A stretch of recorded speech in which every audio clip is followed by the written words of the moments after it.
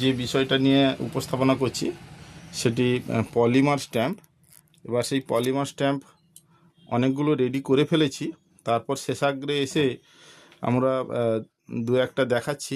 Polymer stamp সবাই জানেন, officially এবং যে কোনো ক্লাব সোসাইটি বা বিভিন্ন ব্যবসা বাণিজ্যের ক্ষেত্রে ব্যবহার করা হয়।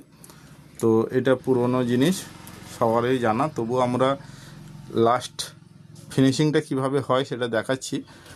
খুব কম পয়সায় এই স্ট্যাম্পটা বানানো হয়।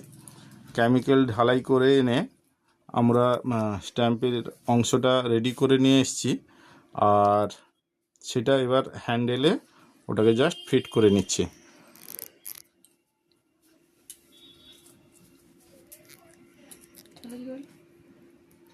ফিট করে নেওয়ার পরে আমরা স্ট্যাম্প প্যাড থেকে ইঙ্ক নিয়ে আমরা একটা পরিষ্কার কাগজের উপরে যদি মারি তাহলে ওটা সুন্দরভাবে দেখাচ্ছে। উল্টো হয়ে গেল, আমি আবার উল্টো করেই ওটাকে দেখাচ্ছি, দেখুন কিভাবে হচ্ছে। এবার এই রকম অনেকগুলোই আছে।